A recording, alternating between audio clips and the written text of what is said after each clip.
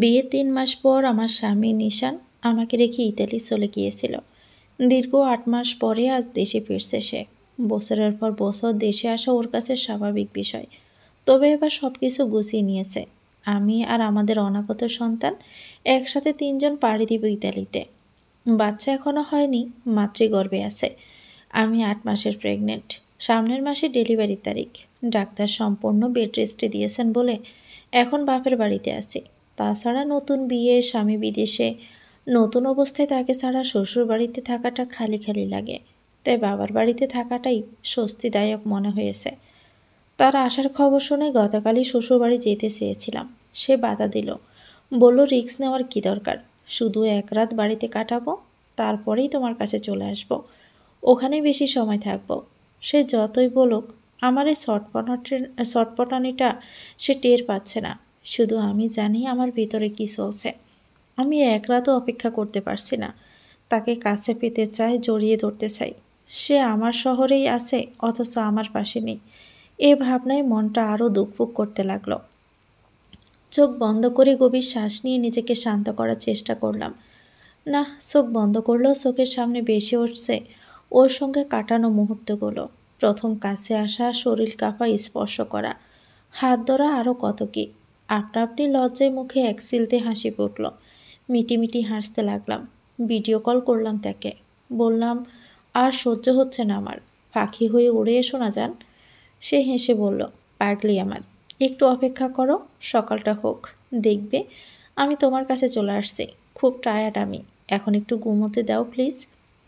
ছাড়তে মন চাচ্ছিল না তাকে, তবুও কল কাটলাম। সত্যিই তো, বেচারা অনেক ক্লান্ত, একটু ঘুমিয়ে নিক। তখনই পেটের মধ্যে পুস্কোটা মোচড় দিয়ে উঠল। ওকে হাত দিয়ে শুয়ে বিড়বিড় করে বললাম, জানো শোনা, তোমার আব্বু আসছে। কাল প্রথমবার তোমাকে শুয়ে দেখবে। তুমি টের পাবে তো, চিনতে পারবে তো বাবার স্পর্শ। জানো, তোমার আগমনের খবর পেয়ে সবচেয়ে বেশি খুশি হয়েছিল তোমার পাপা। রাজপুত্রের সঙ্গে মনে মনে কথা বলতে বলতে কখন যে ঘুমিয়ে পড়লাম টেরই পাইনি। সকালে বড় ভাবির ডাকে ঘুম ভাঙল। ঘড়ির কাঁটায় তাকিয়ে দেখি সকাল ৭টা বাজে। ভাবি বললেন, ফ্রেশ হয়ে কিছু খেয়ে নাও সুমাইয়া। তারপর মিটিমিটি হেসে বললেন, আজ একটু পরিপাটি হয়ে থেকো কেমন, কতদিন পর দুজনার দেখা হবে। ভাবির কথায় লজ্জায় লাল হয়ে গেলাম। ভাবি চলে গেলেন। ওয়াশরুমে গিয়ে ফ্রেশ হলাম। রুমে ফিরে হাতে বর দিয়ে চেয়ারে বসলাম। শরীর এত ভারী হয়েছে যে হাঁটা চলা, উঠা বসা সবই কষ্টকর হয়ে দাঁড়িয়েছে। মা বিভিন্ন রকম ফল নিয়ে এসে আমার পাশে বসলেন। খেতে খেতে অনেক গল্প করলাম। ঘরে সুস্বাদু খাবারের রান্না চলছে। গ্রানে বাড়িটা ম করছে। বড় ভাই বাজার থেকে বড় রুই মাছ, গলদা চিংড়ি, গরুর মাংস, আরও কত কি এনেছেন। বাড়ির জামাই আসছে বলে কথা, কোনো দিক দিয়ে যেন ত্রুটি নেই কোনো। আমার তো আজ কোনো কাজ নেই, বসে বসে ফোন টিপছি আর ওর কথা ভাবছি। সকাল থেকে বহুবার ফোন চেক করেছি, অথচ ওর কোনো কল পেলাম না। মন খারাপ করিনি, অনেক দিন পর বাড়ি এসেছে, কত লোক হয়তো দেখতে আসছে, হয়তো বা আলাপে ব্যস্ত। এই ভেবে আমিও আর কল করিনি। 11টার দিকে ভাবি হালকা গরম পানি দিয়ে দিলেন। গোসল করে কমফোর্টেবল একটা প্রেগনেন্সি ফ্রক পরলাম। মুখে হালকা ফেস পাউডার, চোখে হালকা কাজল আর ঠোঁটে লিপস্টিক দিলাম। আয়নায় নিজেকে দেখলাম, মাশাল্লাহ লাগছে আমাকে। দুপুর 12টা বাজে। নিশানের এখানে এসে লাঞ্চ করার কথা। আমার বাড়ি থেকে তার বাড়ির দূরত্ব 3 ঘন্টা। এখন নিশ্চয়ই সে গাড়িতে। কল করলাম, কয়েকবার রিং হওয়ার পরেও রিসিভ হলো না। শাশুড়ি মায়ের কাছে কল করে জানলাম সে 11টায় বাড়ি থেকে বের হয়েছে আমাদের বাড়ি আসার জন্য। তার অপেক্ষা করতে লাগলাম আমি সহ ঘরের সবাই। অপেক্ষা করতে করতে 2টা পার হয়ে গেল। নিশান এখনও আসেনি। কল করছে একাধারে সবাই, কিন্তু সুইচ অফ। আমার মুখ নিভে গেল। দুনিয়ার যত রকমের বিপদ আপদ আছে সব একে একে মনে পড়তে লাগলো।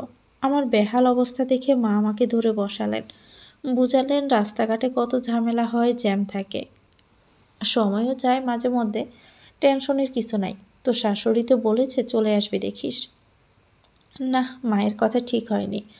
সন্ধ্যা পেরিয়ে আসার সময় হতে গেল, তার কোনো খোঁজ নেই এখনও। শ্বশুরবাড়ি আর আমার বাড়ির সবাই যোগাযোগ করার চেষ্টা করছে, কিন্তু কেউ পারছে না। অবশেষে আমার 2 ভাই থানায় গেলেন। আমার দেবর শ্বশুরসহ ওখানের অনেক লোক সবাই এক হয়ে সবাই মিলে থানায় জিডি করলেন। আমার আপন চাচা সেনাবাহিনীর উচ্চ পদে আছেন। তিনি তার পরিচিত পুলিশ অফিসারদের দিয়ে শহরের বিভিন্ন জায়গায় চেকপোস্ট বসিয়েছেন। আমি নামাজ পড়লাম, জায়নামাজে বসে কাঁদতেই আছে, কেঁদে কেঁদে দোয়া করছি, আল্লাহ আমার স্বামীকে সকল ধরনের বিপদ থেকে রক্ষা করো, সে যেখানেই থাক তাকে সুস্থভাবে আমার কাছে ফিরিয়ে দাও। এমনিতেই প্রেগনেন্ট, তার উপর মনের মধ্যে যে কি যাচ্ছে তা বলার মতো নয়। সবাই ঘিরে বসে পজিটিভ বোঝাচ্ছে আমাকে, টেনশন করতে না করেছে, কারণ বেশি টেনশন করলে বাচ্চার ক্ষতি হবে। আমি চাচ্ছি কান্না যেন থামে, তবুও চোখের পানি অনবরত পড়তেই আছে। কাঁদতে কাঁদতে একদম নিতিয়ে পড়েছি, প্রেশার হাই হয়ে গেছে। ডাক্তারকে কল করে নিয়ে আসছিল ভাবি। ডাক্তার ওষুধ দিয়েছে, ঘুমাতে বলেছে, কিন্তু আমি সন্ধ্যা থেকে না ঘুমিয়ে আছি। ঘুম না আসলে জোর করে তো আর ঘুমাতে পারবো না। আমার স্বামী হুট করে উধাও, এত কিছুর মাঝে ঘুম পালিয়ে যাওয়ারই কথা। অপেক্ষা করতে করতে সময় যেতে থাকে। ভাইয়ারা এখনও কেউ বাড়ি ফিরেনি। এদিকে ভোর 4টা বাজে। মা সজাগ ছিলেন এতক্ষণ, একটু আগে ওনার চোখ লেগে গেছে। ছোট বোনও পাশে ঘুমাচ্ছে, শুধু ভাবি সজাগ, চুপচাপ শুয়ে আছেন। ভাবিকে বললাম আরেকটা বার কল দাও ভাবি, দেখো ভাইয়া কি বলেন, কোনো খবর পাওয়া গেল নাকি। ভাবি কল করলেন, ভাইয়া কি বলেছে জানি না। ভাবি উঠে বাহিরে গেলেন। ভাবির চলে যাওয়া দেখে আমার মনে কু ডাকছে, সন্দেহ লাগছে। আমি ধীরে ধীরে খাট থেকে নামলাম, দরজার পাশে পর্দার আড়ালে গিয়ে দাঁড়ালাম। ভাবি কথা বলছেন আস্তে আস্তে, আমি কিছুই বুঝতে পারলাম না। তখনই প্রস্রাবের বেগ পেল প্রচুর। ওয়াশরুমে ঢুকলাম, তখনই মা ডাকলেন, সুমাইয়া কই তুই? জবাব দিলাম, আমি ওয়াশরুমে আছি মা। 2 মিনিট পর বের হয়ে দেখি মা রুমে নেই। বারান্দায় বের হলাম, দেখি ভাবি আর মা অন্য রুমে ফিসফিস করে কথা বলছেন। তাদের এসব লুকোচুরি দেখে আমার ভয় বাড়ছে। কি এমন কথা তারা এরকম আমাকে এড়িয়ে গিয়ে বলছে? আমার শুনতেই হবে। আমি চুপ করে হেঁটে দরজার আড়ালে গিয়ে দাঁড়ালাম। স্পষ্ট শুনতে পেলাম ভাবি বলছে, সুমাইয়ার এই অবস্থা, সে যদি শুনে নিশান তাকে ঠকিয়ে অন্য একটা মেয়েকে নিয়ে পালিয়ে গেছে, তার অবস্থা কি হবে মা, বুঝতে পারছেন? কথাটা শুনে আমার শরীর ভূমিকম্পের মতো একটা ঝাঁকুনিতে কেঁপে উঠল। আমি টের পেলাম পুরো বাড়ি যেন আমার চারপাশে ঘুরছে, সব কিছু অন্ধকার লাগছে। নিজেকে আর স্থির রাখতে পারিনি। আল্লাহ গো বলে মাথা ঘুরে পড়ে গেলাম সে জায়গায়। মাথা ঝিনঝিন করছে, চোখ বন্ধ থাকা অবস্থায় ব্যথা অনুভব করলাম পুরো শরীরে। চোখ খুলতে গেলে কষ্ট হলো, তবু আস্তে আস্তে চোখ খুলে বললাম। নিজেকে অচেনা একটা জায়গায় দেখে চমকালাম। চারদিকে চোখ ঘুরিয়ে বুঝলাম আমি হসপিটালে আছি। চট করে মনে পড়তে লাগলো রাতের ঘটনা। কলিজা কাঁপতে শুরু করলো। দরপড় করে ওঠার চেষ্টা করে ব্যথা পেলাম।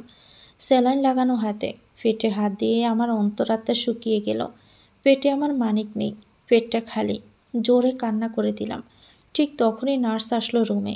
জিজ্ঞেস করলাম, আমার মা কই, আমার বেবি কোথায়? নার্স বলল, আপনি কেবিনে আছেন, আপনার বাড়ির সবাই আছে এখানে। আর আমার বাচ্চা, আমার পেট খালি কেন? নার্স চুপ থাকলো। আমি হেঁচকা টান দিয়ে স্যালাইনের সুচ খুলে উঠলাম। নার্স শক্ত করে আমাকে ধরে রাখার চেষ্টা করেও পারল না। চেঁচিয়ে উঠল, রোগীর লোক কই, পড়ে যাবেন তো উনি। আমি চিৎকার করলাম, মা। ভাবি দৌড়ে এসে আমাকে ধরলেন। তুমি উঠেছো কেন? আমার ছেলে কই ভাবি? সে আছে, তুমি বসো তো এখানে, বসো। তোমার যা অবস্থা, এই অবস্থায় কেন উঠেছ? দেখো তো হাত থেকে রক্ত বের হচ্ছে। মা আমার দিকে তাকাচ্ছেন না, মুখ ঘুরিয়ে আছেন। কেঁদে কেঁদে ডাকলাম মাকে, মা তাকে আমার কাছে এনে দাও। তাকাও না মা, আমার দিকে তাকাও, মুখ ঘুরে আসো কেন? মা এসে আসমক আমার হাত ধরে কাঁদতে লাগলেন। আমি স্তব্ধ, কিছু টের পাচ্ছি। আমার শরীর কাঁপছে। কি হয়েছে মা, খুলে বলো, আমাকে টেনশনে রেখো না। ভাবি আমার মাথায় হাত বুলাতে বুলাতে বললেন, দেখো সুমাইয়া, আমাদের হাতে কিছু নেই, সব আল্লাহর হুকুমে হয়। কাল রাতে তুমি এমন জোরে ফ্লোরে পড়েছিলে যে ভিতরে থাকা বাচ্চার চাপ সহ্য হয়নি। ডেলিভারি ডেট নিকটে হওয়ায় আগেভাগেই প্রসবের প্রক্রিয়া শুরু হয়ে যায়। হসপিটালে নেওয়ার আগেই বাচ্চার মাথা নিচের দিকে নেমে আসে। তোমার অমনভাবে পড়ে যাওয়ায় বাচ্চার মাথায় প্রচণ্ড চাপ পড়ে, অনেক রক্তও যায়। তুমি তখন অজ্ঞান ছিলে। তোমাকে আর বাচ্চাকে তাড়াতাড়ি হসপিটালে নিয়ে যাওয়া হয়। বাচ্চাকে এনআইসিইউতে রাখা হয়।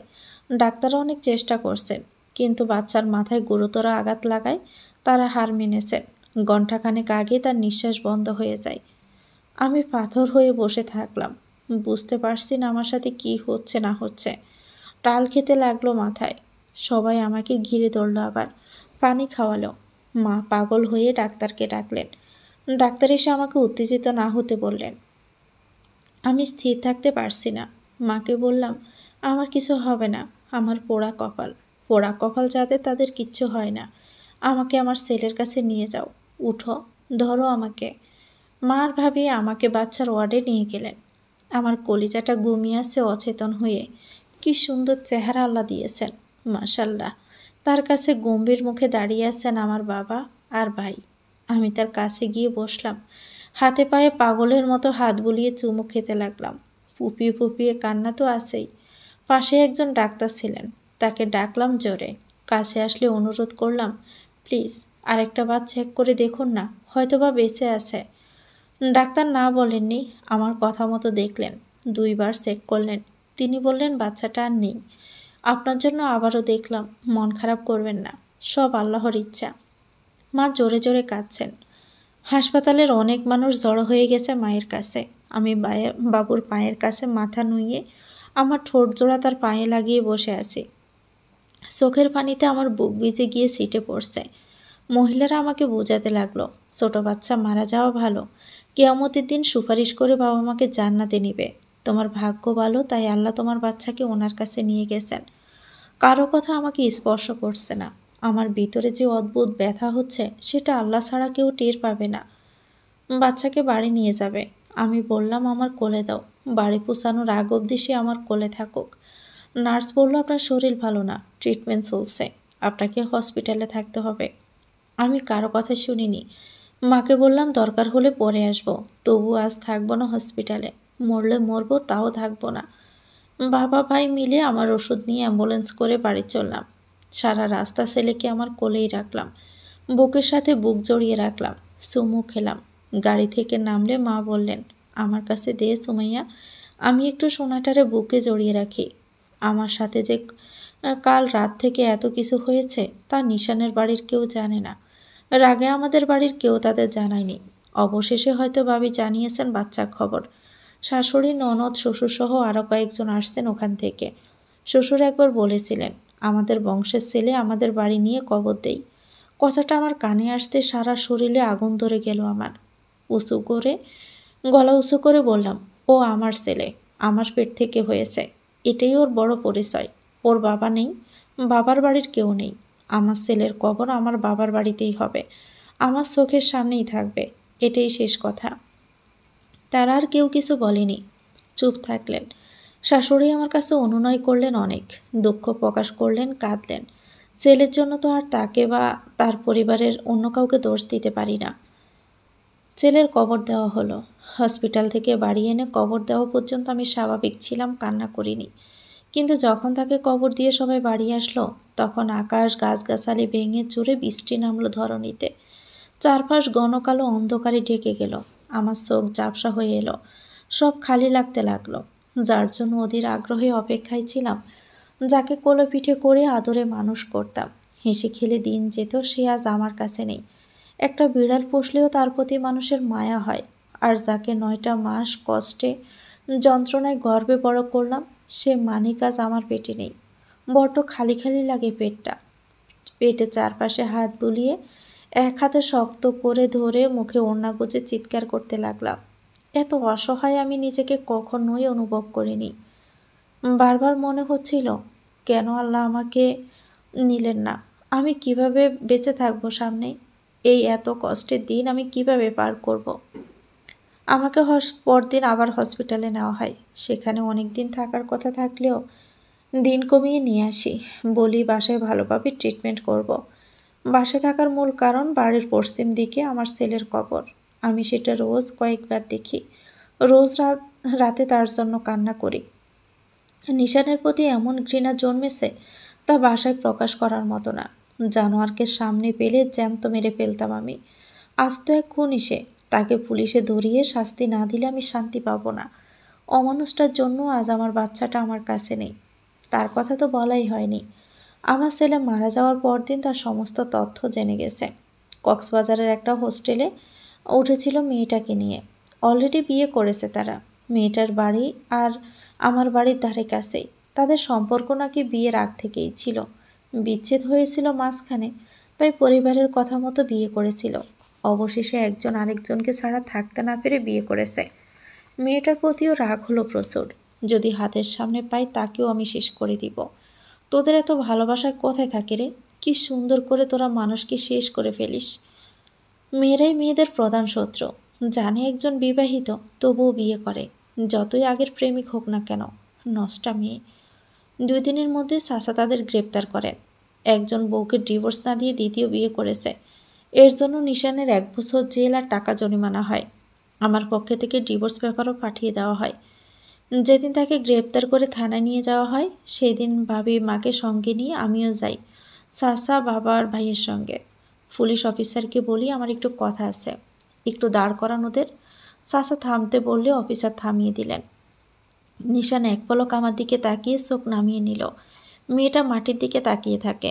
আমি পায়ের জুতো খুলে 2 হাতে দুজনকে এলো পাতাড়ি মারতে থাকি। ভাবি আমাকে টেনে সরান।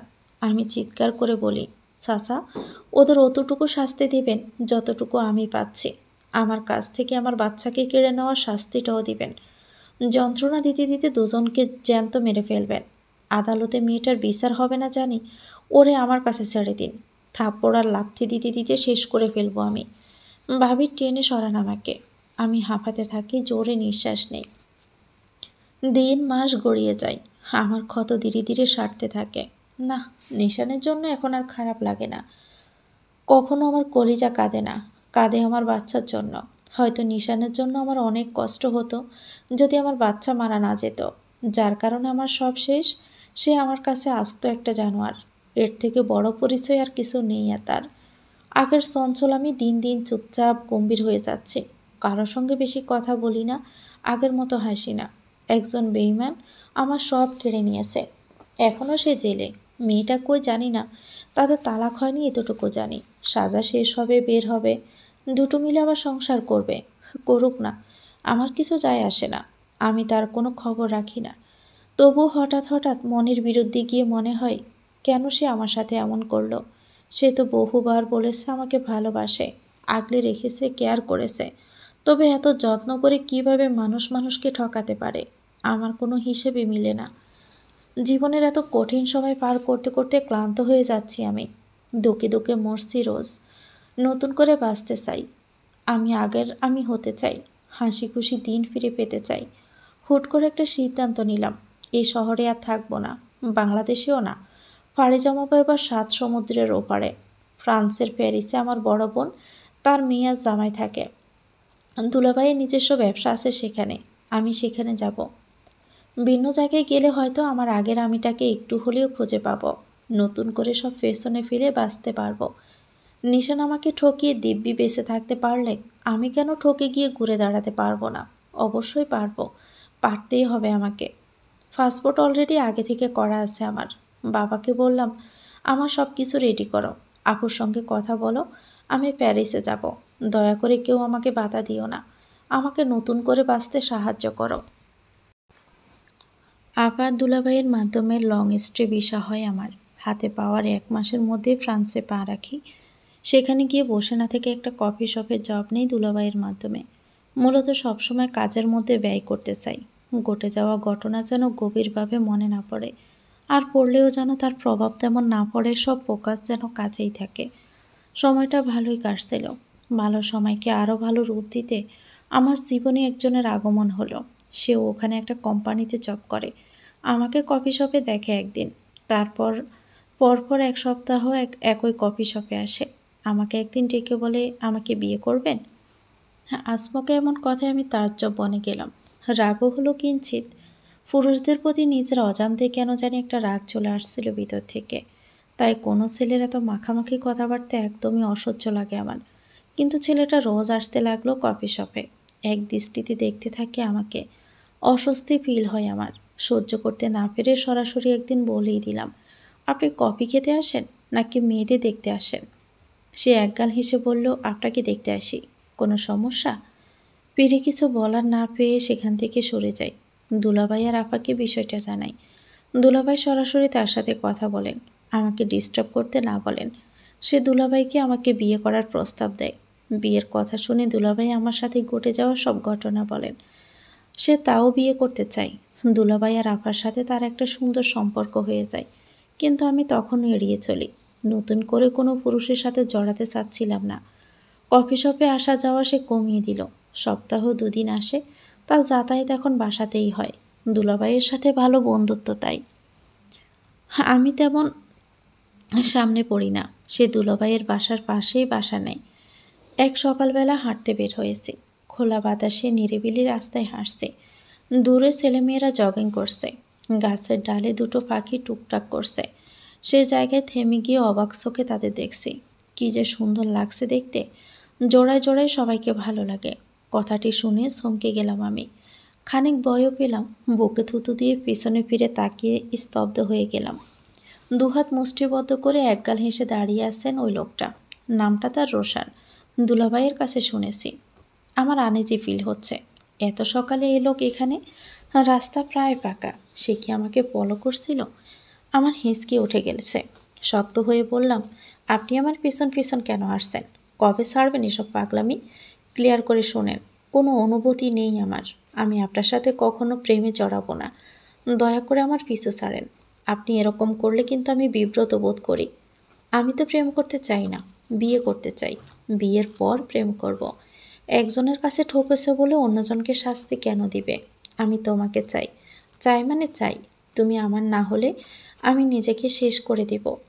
প্রচণ্ড বিরক্তিতে চোখ মুখ কুঁচকে তাকালাম তার দিকে। পাগল হয়ে গেছেন? হ্যাঁ, পাগলই। তারপর সে মুখ মলিন করে বলল, দয়া করে মেনে নাও। আজ কতদিন ধরে তোমাকে চেয়ে যাচ্ছি, কিন্তু পাচ্ছি না। আমার কষ্ট হয় খুব।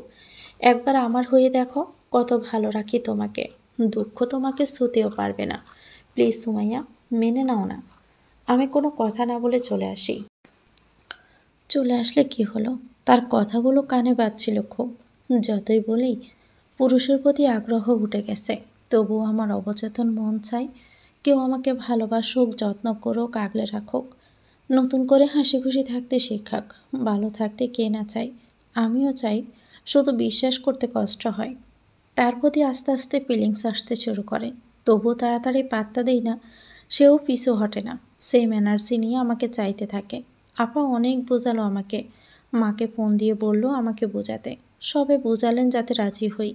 এভাবে চলতে চলতে একসময় আমিও সাই দেই।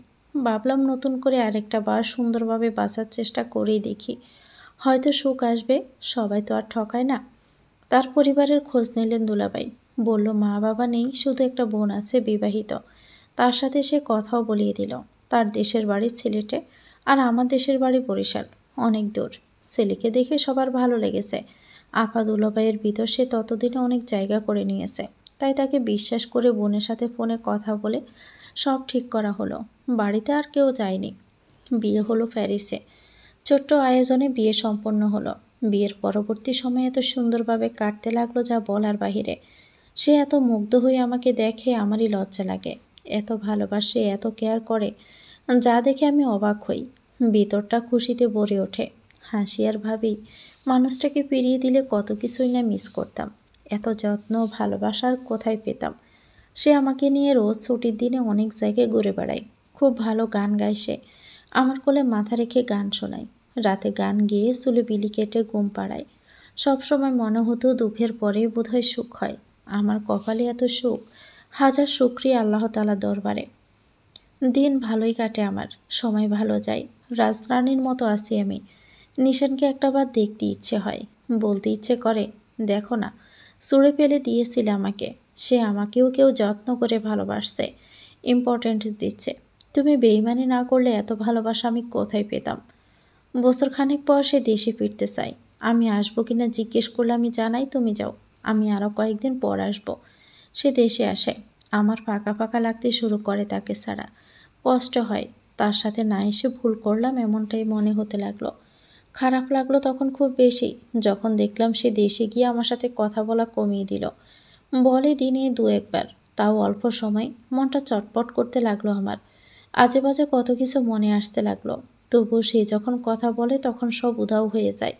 কারণ খুব সুন্দর করে কথা বলে, যত্ন করে বলে। তার কথা শুনলেই আমি ফিল করি সে আমাকে কতটা ভালোবাসে। সময় কম দিচ্ছে কেন জিজ্ঞেস করলে বলে জমি নিয়ে মামলা চলছে, আরও কত কিছু, সেজন্য সময় হচ্ছে না। দিন দিন সময় আরও কমতে থাকে। আমি ছটফট করতে থাকি মন খারাপে। একলে বিকেলে তাকে মনে পড়ে, কিন্তু চাইলেই পাই না।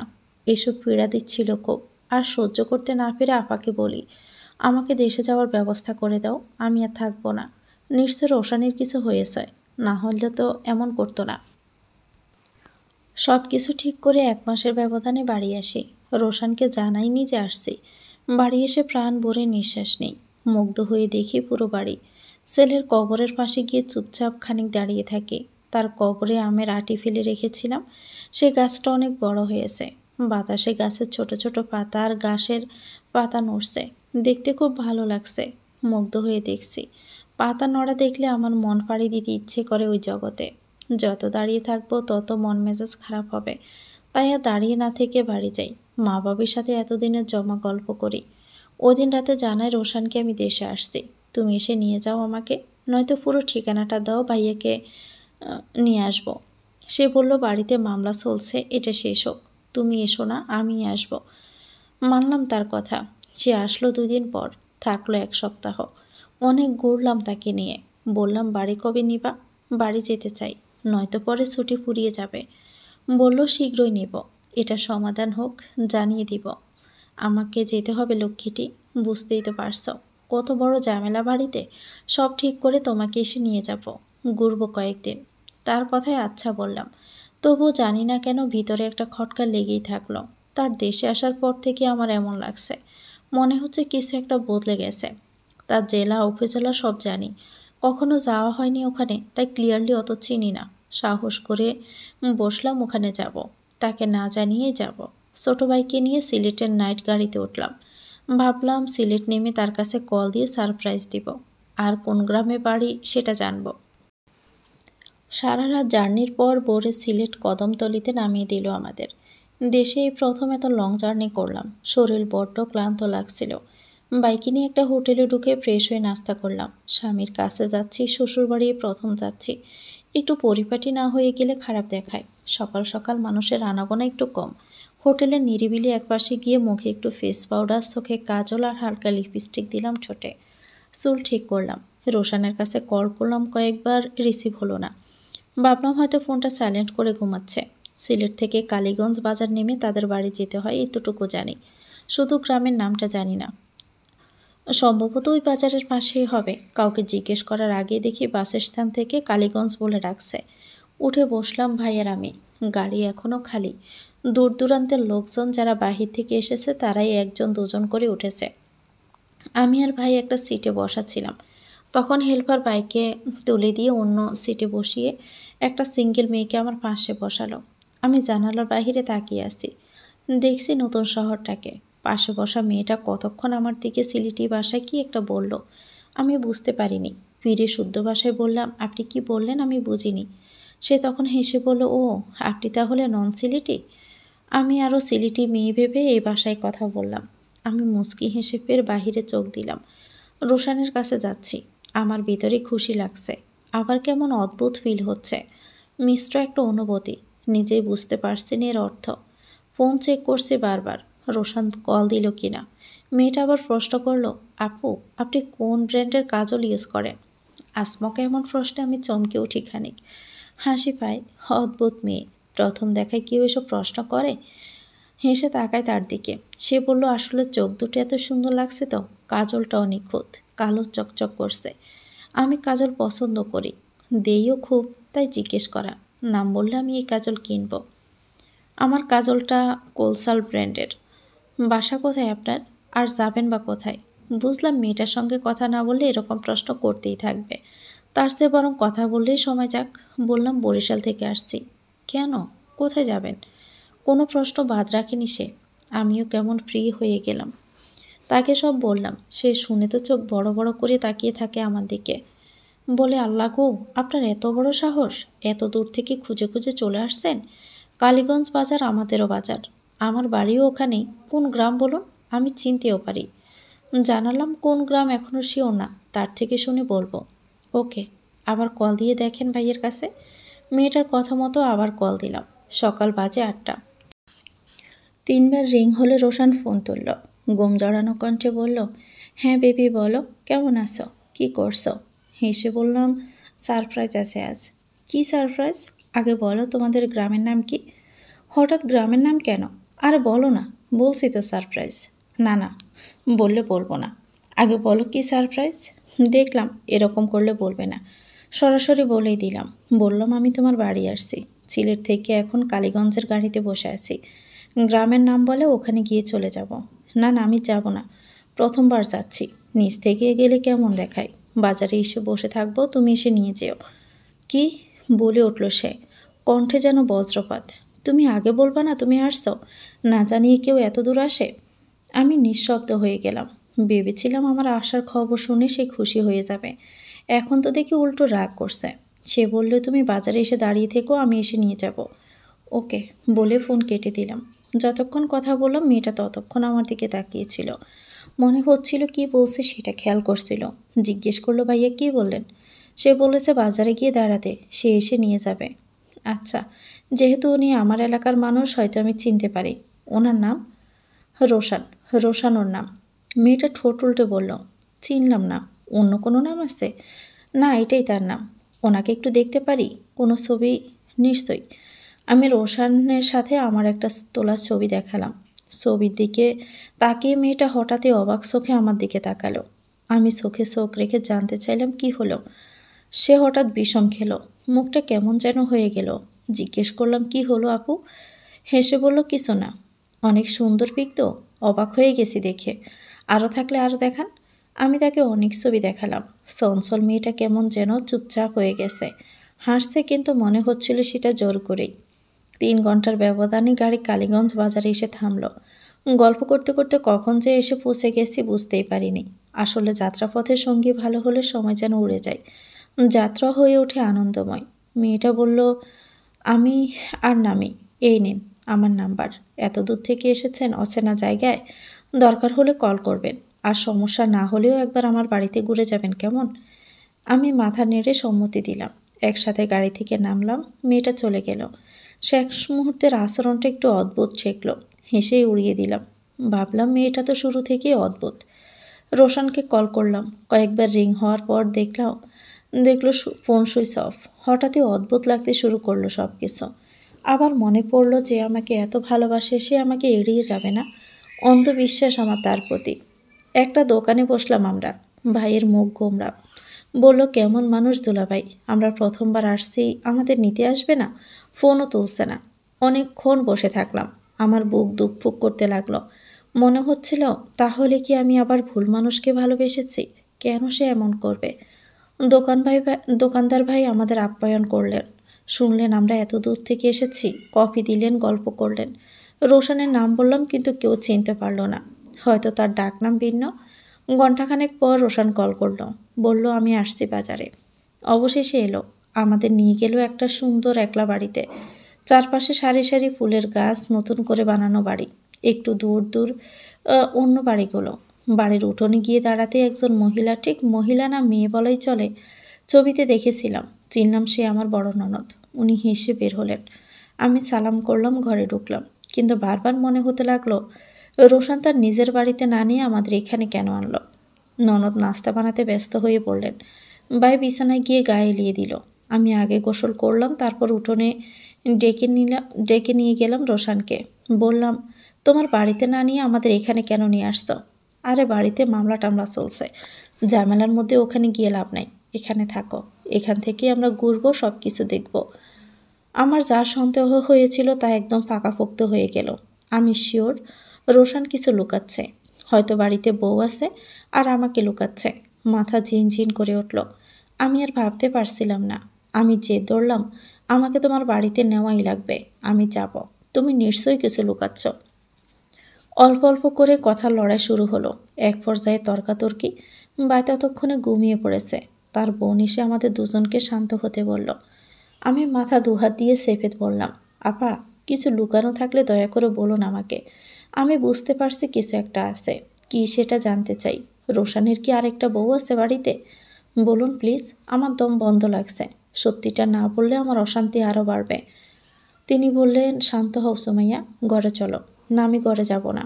যদি কেউ না বলেন আমি বাজারে গিয়ে রোশানের ছবি দেখিয়ে সব জানবো, তখন আপনাদের মান সম্মান কোথায় থাকবে? না, তুমি এমনটা করো না। তুমি ঘরে এসো, আমি সব বলছি। রোশান বলল, আপা কি করছো এসব? আপা বাধা দিলেন রোশানকে, অনেক হয়েছে, এভাবে লুকোচুরি হয় না, সত্য ছাপা থাকে না, সামনে আসে। এখন বলে দেওয়াই ভালো, নয়তো সামনে আরও সমস্যা হবে। আপা আমার হাত ধরে ঘরের ভিতরে নিয়ে গেলেন। রোশান রাস্তার পাশে করুণ মুখে দাঁড়িয়ে রইল। এক পলক তাকিয়ে ঘরের দিকে চললাম। ওর এমন মুখ দেখে আমার মোটেও ভালো লাগে না, মায়া লাগে ভীষণ। আপা আমার হাত ধরে বলতে লাগলেন, রোশান তোমাকে খুব খুব ভালোবাসে, আমাদের সবার ঊর্ধ্বে গিয়ে সে তোমাকে ভালোবাসে। কিন্তু মানুষের জীবন খুব অদ্ভুত, কখন কাকে ভালো লাগে আর ভালোবাসে ফেলে মানুষ তা নিজেই টের পায় না। রোশানের জীবনে একটা সত্য লুকানো আছে, এখন তুমি সেই জিনিসটা ধরে রাখবে নাকি তোমার প্রতি তার অসীম ভালোবাসা দেখে ওটাকে মেনে নিবে, সেটা তোমার ব্যাপার। আমার হৃৎপিণ্ড কাঁপতে লাগলো। যা শুনতে যাচ্ছি তার নিশ্চয়ই ভালো কিছু হবে না, তবুও দাঁতে দাঁত চেপে বললাম, আগে বলুন শুনি। উনি দৃঢ় কণ্ঠে বললেন, রোশানকে 4 বছর আগে বাড়ি থেকে বিয়ে দেওয়া হয়, পরিবারের পছন্দে। তার অতটা আগ্রহ ছিল না। একটা ছেলে আছে 2 বছরের, তারা বাড়িতে থাকে। সে বউ জানে না তোমার কথা, মূলত এই কারণেই সে তোমাকে বাড়িতে নিয়ে যাচ্ছে না। সে ওকে ভয় পাচ্ছে না, সে ভয় পাচ্ছে তোমাকে হারানোর। তুমি জানার পর যদি তাকে ছেড়ে দাও, তুমি ভাবতেও পারবে না তোমাকে কতটা ও ভালোবাসে। একটু বিবেচনা করে দেখো এখন বিষয়টা। আমি কতক্ষণ স্থির হয়ে বসে থাকলাম আমি জানি না, চেষ্টা করেও কোনো কথা বের করতে পারলাম না। এই মুহূর্তে আমার কেমন অনুভূতি, আমার ভেতরের অবস্থা, সেটা আমার মতো ভুক্তভোগীরাই জানবে, বাসায় কখনো প্রকাশ করতে পারবো না। আপা হাতে চাপ দিয়ে বললেন, তুমি চুপ কেন, কিছু তো বলো। থেমে থেমে বললাম, আপনি জেনে শুনে দুটো মেয়ের ক্ষতি কেন করলেন? আপনি তো জানতেন সে আমাকে বিয়ে করেছে, আমার বাড়ির লোক আপনাদের সঙ্গে কথা বলেছে, তাও আপনি কিভাবে দুটো মেয়েকে ঠকাতে পারলেন? রোশানকে আমি বাধা দিয়েছিলাম, সে বলেছে, আপা এই মেয়েকে আমার চাই চাই, না পেলে আমি মরে যাব। তুমি সব ঠিক করে দাও। বাধ্য হয়ে করতে হলো, যা হওয়ার হয়েছে। তুমি মেনে নাও সুমাইয়া, তুমি আর রোশান তো বাহিরে থাকবে, এই তো কদিন ছুটি শেষ। আপাকে বিশ্রী লাগতে শুরু করলো আমার কাছে। স্বার্থপর মনে হলো, নিজের ভাইয়ের জন্য অন্য মেয়ের জীবনটা নিয়ে এমন খেললেন। আমি উঠে দাঁড়ালাম। ভাই উঠেছে কিনা দেখতে গেলে দেখি সে উঠে বসেছে, তীক্ষ্ণ দৃষ্টিতে তাকিয়ে আছে আমার দিকে। আমার চোখ টলমল করছে, ফোঁটা ফোঁটা করে পানি পড়তে লাগলো। এখানে আর থাকবো না, এখনই চলে যাব। কেঁদে কেঁদে বললাম ভাইকে। সে চুপচাপ উঠে শার্ট গায়ে দিল। এই সময় রোশান ঘরে ঢুকে আমার হাত থেকে ব্যাগ ছিনিয়ে নিল, বলল, কোথাও যেতে পারবে না এখন। আমি কিছু বলার আগে ভাই পরপর কয়েকটা থাপ্পড় মারল রোশানকে। আচমকাই আমি চমকে উঠলাম। সবাই। রোশানের বোন চটে গেলেন, কিন্তু রোশান কিছু না বলে উল্টো ভাইয়ের হাত ধরে বলল, তোমরা যেও না, এখন আনটাইম, গাড়িও পাওয়া যাবে না, প্লিজ মাথা ঠান্ডা করো। কোনো কথা না শুনে আমরা বেরিয়ে পড়লাম। রোশান পেছনে পেছনে আসতে লাগলো, একবার আমাকে একবার ভাইকে বোঝাতে লাগলো। শক্ত করে আমার হাত ধরে বলল, আমার কথাটা আগে শোনো, নয়তো ছাড়বো না, হাত ছাড়ো। আমি বললাম, দেখো সুমাইয়া, পরিবারের পছন্দে আমি বিয়ে করি, বউ মানিয়ে সংসার করি। আমার শখ ছিল প্রেম করে বিয়ে করার, কিন্তু প্রেমটা হয়নি। আমার ভালো লাগতো না কাউকে, আর যাকে লাগতো তাকে বলার সাহস পেতাম না। আসমকে একদিন তোমাকে দেখে আমি প্রেমে পড়ে ভালোবাসি, এতটা ভালোবাসি যে ছলচাতুরি করে তোমাকে সত্যি লুকিয়ে বিয়ে করি। তারপর তোমাকে হারানোর ভয়ে সব লুকিয়ে রাখি। আমি জানি আমার সব অপরাধ, তবুও ভালোবাসা আর তোমার প্রতি যে টান তা একটু দেখো। আমাকে শাস্তি দিও না প্লিজ, আমি মরে যাব। একটা বাচ্চা আছে, তাকেও ছাড়তে পারবো না, তোমাকে ছাড়ার কথা তো ভাবতেও পারবো না। আর এই কদিন প্যারিসে তো চলে যাব, তুমি আমি থাকবো একসাথে। রোশানের কথা অসহ্য হতে লাগলো, 2 বউকে একসাথে রাখতে চাচ্ছে। আমি দম বন্ধ হয়ে মরে যাব, তবুও তার বউ আছে জেনে তার সঙ্গে থাকবো না। অন্য একজন মেয়ে উড়ে এসে বসে আমার আগের সংসার নষ্ট করেছে, এটা আমি মানতে পারি না। আর আমিও জেনে শুনে কেন আরেকজনের সংসার নষ্ট করব? ওই মেয়েদের কাতারে আমি নিজের নাম লেখাতে চাই না। গ্রামের ফাঁকা রাস্তা, মানুষজনের চলাচল কম। রোশান আমার হাত ধরে মিনতি করছিল, দয়া করে আরেকবার ভাবো। ভাই প্রচণ্ড রাগে রোশানের হাত টেনে সরিয়ে দিল। আমি রোশানকে সাবধান করলাম, আরেকবার যদি আমাকে আটকাতে আসে বা পিছু নাও, তাহলে চিৎকার করে গ্রামের মানুষ জড়ো করব। যেতে দাও প্লিজ। রোশান মাথায় হাত দিয়ে চুপচাপ দাঁড়িয়ে রইল। আমি আর ভাই বাজারে এসে পৌঁছালাম। একটা নির্দিষ্ট জায়গায় দাঁড়িয়ে বাসের অপেক্ষা করতে লাগলাম। এখান থেকে শহরে গিয়ে টিকিট কেটে তারপর বাসে উঠতে হবে। ভাই এক বোতল পানি এনে দিয়ে বলল, মুখটা ধুয়ে নে। চোখের পানি মুছতে মুছতে ওড়না জামা সব ভিজে গেছে আমার। মুখ ফোলা, তাও শুক্রিয়া। এত বড় ধোঁকা খাওয়ার পরও আমি এখনো ঠিকঠাক আছি। চোখে মুখে পানি দিলাম, একটু পানি খেলাম। ভাই বলল, চল হোটেলে গিয়ে কিছু খেয়ে নেই। আমি বললাম, না, আমার খাওয়ার ইচ্ছে নেই, তুমি খেয়ে নাও। 20 মিনিটের মতো কেটে গেল, এখনও কোনো বাস এলো না। ভাই তখন প্রাইভেট গাড়িতে যেতে চাইল। ড্রাইভারদের সঙ্গে কথা বলল, কিন্তু কেউ যেতে রাজি নয়। তারা বলে রাত 12টার কাছাকাছি এত রাতে কেউ শহরে যাবে না, বাসও আর আসবে না। মহা বিপদে পড়ে গেলাম। চুপচাপ বসেও থাকলাম। ভাইও চুপ করে বসে রইল। ভাবলাম ওই বাড়িতে আর কোনো দিনও ফিরব না। রোশনের সামনে আর কোনো দিন দাঁড়াবো না। প্রয়োজন হলেই বাজারেই সারা রাত কাটিয়ে দিব। শেষ রাতের অনেক পথচারীরা আমাদের দেখে তাকাতে লাগলো। অনেকে বলল, এত রাতে এভাবে বাজারে থাকা ঠিক না, দিনকাল ভালো না। সত্যি তো, অজানা একটা জায়গায় এভাবে বসে থাকতে অস্বস্তি লাগছে, ভয়ও লাগছে খানিকটা। কে জানে সামনে আর কি কি বিপদ অপেক্ষা করছে। সময়ের উপর বিশ্বাস নেই এখন আর। হঠাৎ মনে পড়ল বাসে দেখা মেয়েটার কথা। অদ্ভুত লাগলো। মেয়েটা কি আগে থেকেই জানতো আমি বিপদে পড়ব? জেনে শুনেই কি নাম্বার দিয়েছিল? সে যাই হোক, এখন নিজের নিরাপত্তা জরুরি। রাত কাটানোটা দরকার। ভাবতে ভাবতে সিদ্ধান্ত নিলাম কল করি। দুবার রিং হওয়ার পর ওপাশ থেকে নিবু নিবু কণ্ঠে উত্তর এলো। হ্যালো, কে? ইতস্ত করতে করতে বললাম, আমি। ওই যে সকালে বাসে দেখা হয়েছিল। মেয়েটা বুঝে লাফিয়ে উঠল। উচ্ছ্বসিত কণ্ঠে বলল, জি জি বলুন। এত রাতে কল, কোনো সমস্যা হয়েছে কি? হ্যাঁ আপু, হয়েছে। স্বামীর সঙ্গে রাগারাগি হয়েছে। রাগ করে চলে এসেছি। এখন বাস পাচ্ছি না। রাতটা কি আপনার বাসায় থাকা যাবে? কেন নয়, অবশ্যই।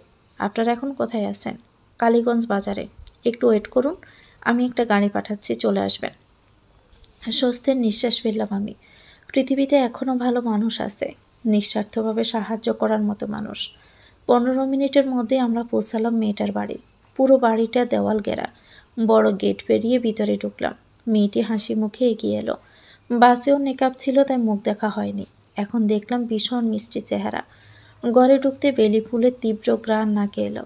চোখ ঘুরিয়ে দেখে উঠোন জুড়ে নানান রকমের ফুলের গাছ। বাহ, কি সুন্দর পরিবেশ।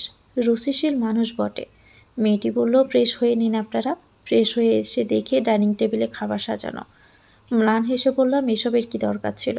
চুপচাপ খেয়ে নিন, মুখ দেখে বোঝা যাচ্ছে খাওয়া হয়নি। আমরা খেলাম। খুব ক্ষুধা পেয়েছিল, পেট ভরেই খেলাম। মেয়েটা পাশে বসে নিজ হাতে তরকারি তুলে দিচ্ছিল। খাওয়া শেষ হলে ভাইকে এক রুমে শোয়ার ব্যবস্থা করে দিল। আমাকে বলল, আপনি চাইলে আলাদা রুম দেব, আবার চাইলে আমার সাথেও ঘুমাতে পারেন। আমি কৌতূহলবশত জিজ্ঞেস করলাম, এত বড় বাড়ি, এতগুলো রুম, কিন্তু কাউকে তো দেখলাম না। আপনি ছাড়া কি আর কেউ নেই? হেসে বলল, এটা আমার শ্বশুর বাড়ি। আমরা 4-5 জন থাকি। গতকাল সবাই বেড়াতে গেছে। এখন বাড়িতে আমি আর আমার ছেলে। ও বিবাহিত শুনে চমকালাম। তার উপর আবার ছেলেও আছে। দেখে কখনো ভাবিনি বিবাহিত। আমি জানি সারা রাত আমার ঘুম হবে না, কেঁদে কেটে যাবে সারা রাত। তাই আমার সুবিধার জন্য তাকে বললাম, এক্সট্রা রুম থাকলে সেখানে আমাকে জায়গা দাও আপু। সে আমার কথা মতো তাই করলো। জায়গা গুছিয়ে দিয়ে লাইট অফ করে দিয়ে ড্রিম লাইট জ্বালিয়ে দিল। আমি ডেকে বললাম, তোমাকে যে শুরু থেকে তুমি তুমি করে বলছি, তুমি কিছু মনে করছো না তো? আসলে সেম বয়সের মনে হচ্ছিল, তাই তুমি করে বলা। আর এখন মনে হচ্ছে তুমি আমার থেকে ছোটই হবে। সে হেসে বলল, না না, কোনো সমস্যা নেই। ভালো লাগলো তাকে। কি কেয়ারিং মেয়েটা।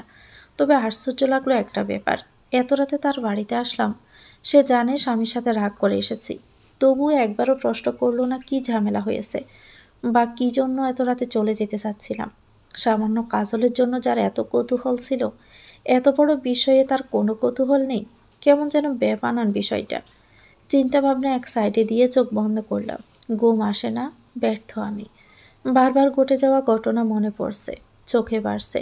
কি করে মানুষ এভাবে ঠকাতে পারে? আমার জীবনেই বা এত কিছু কেন ঘটেছে? সব ভুলে মানুষে ভরা জীবন।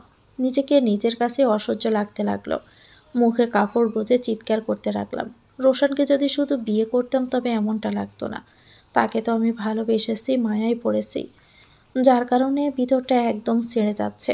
আমি নিশ্চিত পাগল হয়ে যাব, নয়তো মরে যাব। আমি এই যন্ত্রণা সহ্য করতে পারবো না। ফোনটা বেজে উঠল। রোশান কল করেছে, অনেক আগে থেকে কল মেসেজ করেই যাচ্ছে সে। আমার বিন্দুমাত্র কোনো ইন্টারেস্ট নেই কথা বলার, বরং কল দেখলে যন্ত্রণা বাড়ছে হুড়মুড় করে। তার নাম্বার ব্লক লিস্টে রাখলাম। নিজের সাথে যুদ্ধ করতে করতে এক নির্মম রাত পার করলাম আমি। অপেক্ষায় ছিলাম ফজর হওয়ার। একটু দিনের আলো ফুটতে ভাইকে ডেকে তুললাম। মেয়েটা দেখে নাস্তা বানিয়ে হাজির। ফ্রেশ হয়ে খেলাম। বললাম, তুমি এত কষ্ট কেন করছো? আমরা বাহিরে নাস্তা করে নিতাম। সে মুচকি হাসি ছাড়া আর কিছুই বলল না। জিজ্ঞেস করলাম, তোমার নাম কি? নামটাই তো জানা হয়নি। জাকিয়া। সুন্দর নাম। আমরা বের হওয়ার সময় তার ছেলে উঠল ঘুম থেকে। কি কিউট ছেলেটা, কি সুন্দর করে হাঁটে। আমি একবার কোলে নিলাম তাকে, চুমু খাই। আসার সময় তার হাতে 2000 টাকা দিয়ে আসি। জাকিয়া থেকে বিদায় নিয়ে চলে আসি। বলে আসি, তুমি আমার ওখানে একবার যাবে তোমার স্বামীকে নিয়ে, কেমন? বাস পেয়ে সকাল সকাল দ্রুত চলে আসি কাউন্টারে। টিকিট কাটার ঘন্টা দুয়েক পর গাড়ি আসে। উঠে বসি। শরীর একদম ছেড়ে দিয়েছে। সিটে মাথা হেলিয়ে দিলাম। যত আগে বাড়ি গিয়ে পৌঁছাবে তত শান্তি পাবো, এমনটাই মনে হচ্ছে। মা বাবা বাড়ির সবাই কাল থেকে কল দিচ্ছে। তাদেরকে ভালো ভালো বলতেছি। ঝামেলা যে হচ্ছে সেটা শোনাচ্ছি না। লজ্জা লাগছে ভীষণ। কী করে বাড়ি গিয়ে সবাইকে ঘটে যাওয়া ঘটনা বলবো? আমার কপালটাই কেন এত খারাপ হতে গেল?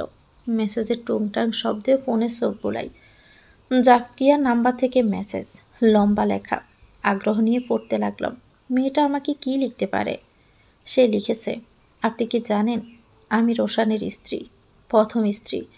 আমি আপনার বিষয়ে জানতাম না। গতকালই জানি আপনার মুখে সব কথা শুনে। পরে ননদের থেকে এক প্রকার ব্ল্যাকমেল করেই সব শুনি।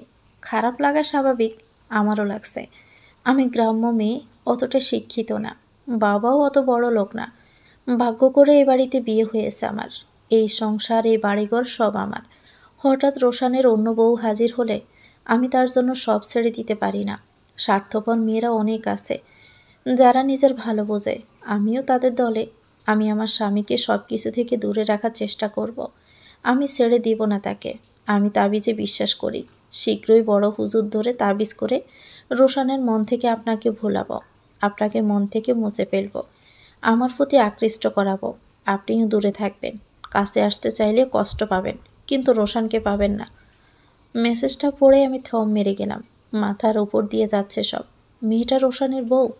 তার বাড়িতে রাতে থেকেছি। সব জানতো মেয়েটা, অথচ কিছু বলিনি। কি ডেঞ্জারাস মেয়ে, কি খারাপ চিন্তা ভাবনা। ছি, ঘৃণা লাগতে লাগলো মেয়েটার উপর। সে সুন্দর করে মেসেজটা লিখতে পারত। জুম মেরে বসে রইলাম। কিছু চিন্তা করার শক্তি আর নেই।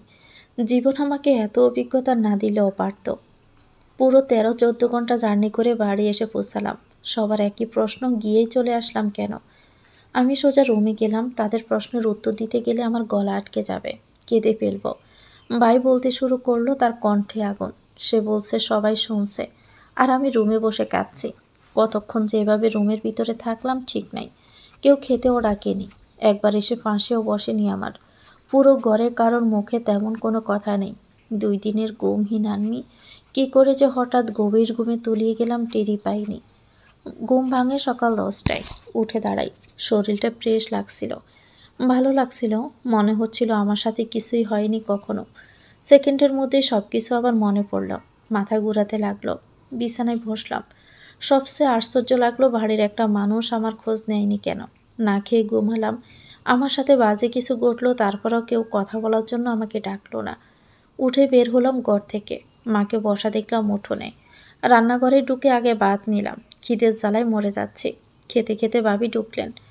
জিজ্ঞেস করলাম, আমার সাথে কেউ কথা বলছে না কেন ভাবি? তুমিও বলছো না।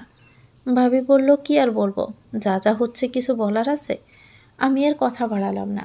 খাওয়া শেষে মায়ের কাছে গিয়ে বসলাম। ডাকলাম, মা, কথা বলছো না কেন কাল থেকে? মা তাকালেন একবার আমার দিকে। আমি কিছু বলতে গিয়েও কেঁদে ফেললাম।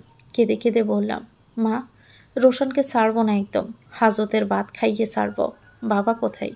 বাবাকে নিয়ে এখনই থানায় যাব। কতজনকে থানায় নিবি আর? তোর সাথেই কেন এত সব ঘটে? আমরা ক্লান্ত। মায়ের কথায় ধাক্কা খেলাম। চোখ মুছে বললাম, এমন করে কেন বলছো মা? আগে একটা ঘটনা ঘটলো তোর সাথে, এখন আবার। একটু পরে মানুষ জানাজানি হলে থুতু দিবে আমাদের মুখে। মুখ লুকানোর জায়গা পাবো? মায়ের কথা ধাক্কার পর ধাক্কা খেতে লাগলাম আমি। হৃৎপিণ্ড কাঁপতে লাগলো। মা এসব কী বলছেন? প্রশ্ন করলাম। এসবের জন্য তুমি আমাকে দোষী করছো কেন মা? বাড়ির সব মেয়েরাই তো সুন্দরভাবে সংসার করছে, তোর কেন সংসার টিকে না? এই সংসার টিকিয়ে রাখ। রোশানের আগের বউ আছে, তবুও তো সে তোকে ছেড়ে দিতে চায়নি। সে তো বলেছে তার সাথে থাকতে। রোশানের সাথে কোনো মামলা করা দরকার নাই। এই তো তোরা বাহিরে যাবে, ওখানে গিয়ে সংসার কর। আগেরকার কত মানুষ একসাথে দুই বউ ছিল, এখনও আছে। পাগল হয়ে গেছো মা? আমি থাকতে পারবো না। কোন দিক দিয়ে আমার কমতি আছে যে বউ থাকা সত্ত্বেও থাকবো?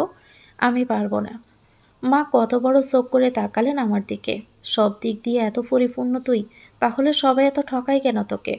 শেষ কথা শুন, রোশনের সাথে সম্পর্ক ভাঙনের কোনো দরকার নেই। তার সাথে আমার কথা হয়েছে। তোর বাবাও বলেছে তার বউ তার বাড়িতে থাকুক, তুই থাকবি বিদেশে, কোনো ঝামেলা হবে না। আমি পারবো না। আমি তাকে ডিভোর্স দিব। বেইমান একটা।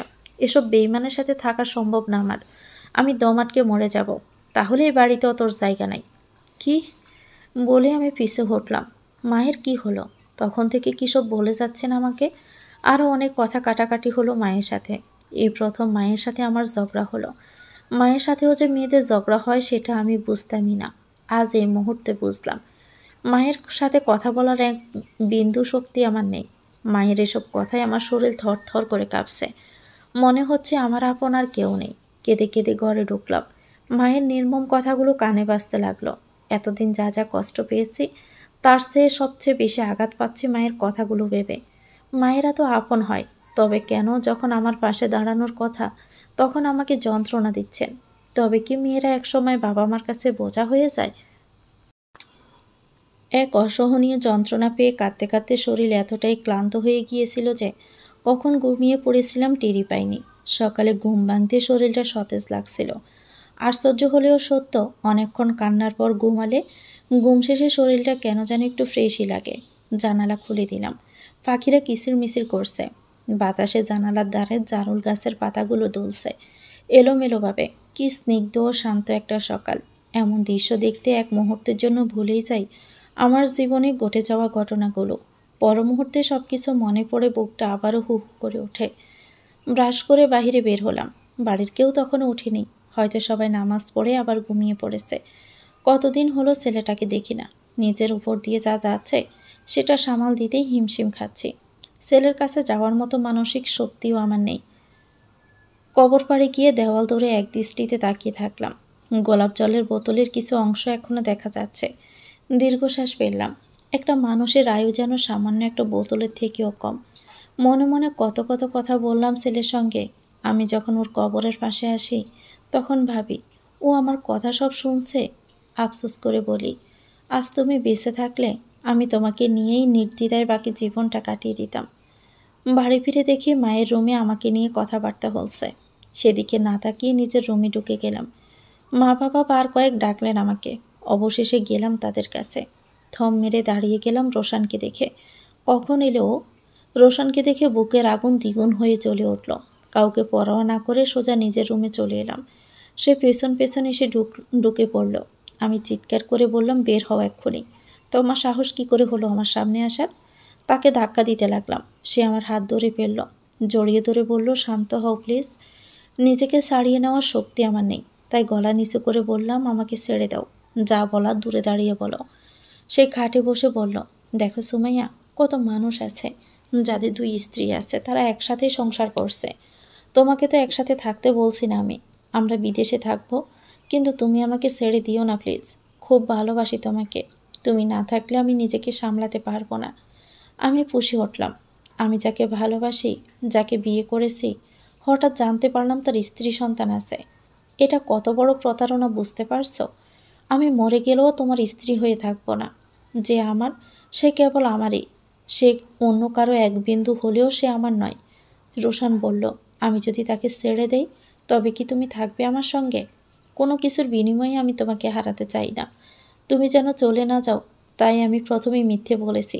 বিশ্বাস করো, তোমার প্রতি আমার যে টান, যে মায়া, তার কারো জন্য কখনোই অনুভব করিনি। কে কখন কাকে ভালোবেসে ফেলে মানুষ তা জানে না। নিজের অজান্তেই কখন তোমাকে ভালোবেসে ফেলেছি আমিও বুঝতে পারিনি। দয়া করে ক্ষমা করো আমাকে। সম্পর্কটা ভেঙো না।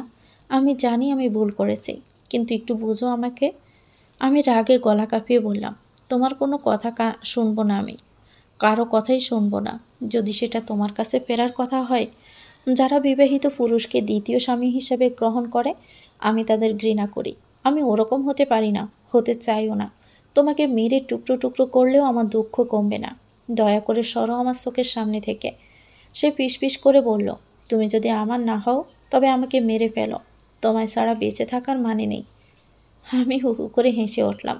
রোশন পাগল হয়ে গেছে নাকি আমি পাগল হয়ে গেছি বুঝে উঠতে পারছিলাম না। কিসব বলছে সে, ভালোবাসে নাকি আমাকে? চোখ কঠিন করেই বললাম, অনেক তো হয়েছে, এবার বের হও। 1 সেকেন্ডও দাঁড়াবে না এখানে। জোর করে ঘর থেকে বের করে দিলাম তাকে, দরজা বন্ধ করে দিলাম। বিছানায় উপুড় হয়ে কাঁদতে লাগলাম। যতই রাগ করি না কেন, মন বলে রোশন আমাকে সত্যিই ভালোবাসে। আমি সেটা অনুভব করি। আর সে সত্যি সত্যি ভালোবাসলেও তার সঙ্গে থাকা আমার পক্ষে সম্ভব না। তার একটা বাচ্চা আছে। যদি জাকিয়ে জানতে পারে আমরা আবারও এক হয়েছি, সে কি করবে কে জানে। মেয়েটা প্রচণ্ড স্বার্থপর। আর আমি নিজেও এই সম্পর্ক মেনে নিতে পারবো না। সবসময় মনে হবে ওর আরেকজন স্ত্রী আছে। ও তাকে শোয়, তার সঙ্গে রাত কাটায়, খুব কাছাকাছি হয়। এসব ভাবলে না মরেও না নরকের যন্ত্রণা সহ্য করতে হবে আমাকে। প্রতিদিন ধুকে ধুকে মরতে হবে। তার সে একবারেই কাঁদতে কাঁদতে মরে যাওয়াই ভালো। রোশন একটা ছেলে, তার চিন্তা আমার করে লাভ নেই। সে যখন জাকির কাছাকাছি যাবে তখন আর কিছুই মনে থাকবে না। আমি যে ছিলাম তার জীবনে সেটা সে ভুলে যাবে। তাই এই সম্পর্ক এখানেই শেষ। রোশন ব্যর্থ হয়ে চলে যায়। আমি জানালার পাশে দাঁড়িয়ে তার চলে যাওয়া দেখি। বুকটা ছিঁড়ে যাচ্ছিল, ভীষণ মায়া লাগছিল। মনে হচ্ছিল এখনই দৌড়ে গিয়ে তাকে জড়িয়ে ধরি, বুকের উপর মুখ রেখে বলি, অসম্ভব ভালোবাসি তোমাকে। বাড়ির সবাই আমার বিপক্ষে, কেউ ভালো করে কথা বলে না। মনে হয় আমি যেন একটা উটকো ঝামেলা। সবাই কথা ছিল রোশানকে যেন মেনে নেই। ওর ব্যবহার, ওর চোখের ভাষা সবই দেখে যে কেউ বলবে যা হয়েছে ভুলে যাও, ছেলেটাকে ক্ষমা করে নতুন করে শুরু করো। কিন্তু আমি পারিনি, পারবো না। তার প্রতি ভালোবাসা এখনও আছে আমার, তবুও তার থেকে যোজন যোজন দূরে থাকবো আমি। বাড়ির লোকজনও যখন আমাকে চায় না, এড়িয়ে চলে, তখন আমি বা কেন তাদের চোখের সামনে থাকবো? আমি আবারও প্যারিসে ফিরে এলাম। আসার আগে বাড়ির লোককে বললেও কেউ ভালো করে কথা বলেনি, এমনকি মাও না। মাঝে মধ্যে হাসি পাই অনেক। মনে হয় জীবনে দুর্ঘটনা না ঘটলে এক জীবন পার হয়ে গেলেও আমি মানুষ চিনতাম না, বুঝতে পারতাম না আপনজন পর হয়। প্যারিসে আসার আগের দিনই ডিভোর্স লেটার পাঠিয়ে দেই রোশানের ঠিকানায়। অনেকে হয়তো ভাবে আমি তাকে শাস্তি না দিয়ে কেন এত সহজে ছেড়ে দিলাম। মায়া কি জিনিস যারা জানে না তারা এমনটাই বলবে।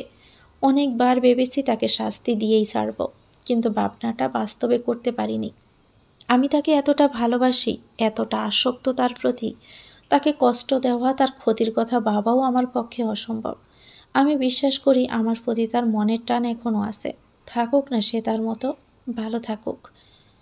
প্যারিসে ফিরে আফা দুলাভাইয়ের ব্যবহারেও সুবিধার মনে হলো না। বুঝলাম তারাও পরিবারের বাকিদের মতো চাই। যা হয়েছে ভুলে গিয়ে সংসারটা টিকিয়ে রাখতে হতো আমাকে। আমি উল্টো পথে হাতাই, সবার আমার প্রতি রাগ। থাকুক না রাগ। যারা আর চোখে দেখে আমাকে, তারা যতই আপন হোক, আমি আর থাকবো না তাদের পাশে। চলে যাব এমন জায়গায় যেখানে আমার ছায়াটাও কেউ খুঁজে পাবে না। নতুন শহর, নতুন পরিচয়ে, সেখানে নতুন করে আমি বাঁচব। রাতে গুগলও ফ্রান্সের বিভিন্ন শহরের খোঁজ নিলাম। শেষে দক্ষিণ ফ্রান্সের ছোট শহর আবেগ শহরকে পছন্দ হলো। অনলাইনে ট্রেনের টিকিট কেটে ফেললাম। আমি চলে গেলে আফা দুলাভাই হয়তো কষ্ট পাবেন না, তবুও একটা চিঠি রেখে গেলাম যাতে আমাকে না খোঁজে। সকালে ব্যাগ গুছিয়ে রওনা দিলাম নতুন শহরের পথে। 4 ঘন্টা জার্নি শেষে এসে পৌঁছালাম আবেগ। 2 হাতে ট্রলি ব্যাগ, গায়ে কালো ওভারকোট জড়িয়ে হাঁটছে। পাশ দিয়ে বয়ে চলা রোন নদীর কুয়াশা মাখা বাতাসের চাপটা গায়ে লাগছে। একটু থেমে প্রাণ ভরে শ্বাস নিলাম। হাঁটতে হাঁটতে দূরে একটা বুকশপ দেখলাম। ভাবলাম ওখানে গিয়ে হয়তো ভাড়ায় বাড়ির খোঁজ পাওয়া যাবে, কিন্তু দোকান অবধি যেতেই হলো না। তার আগে চোখে পড়লো একটা কাঠের বোর্ড, তাতে লেখা রুম ভাড়া দেওয়া হবে। বোর্ডটা একটা পুরনো দোতলা বাড়ির সামনে ঝুলছে। আশার আলো চোখে নিয়ে বাড়িটার সামনে গিয়ে দাঁড়ালাম। দুরু দুরু বুকে বেল বাজালাম। মুহূর্তে দরজা খুলে বেরিয়ে এলেন এক বৃদ্ধা। ঠোঁটে হালকা হাসি, চোখে মায়া। ইংরেজিতে বললেন, কি চাই?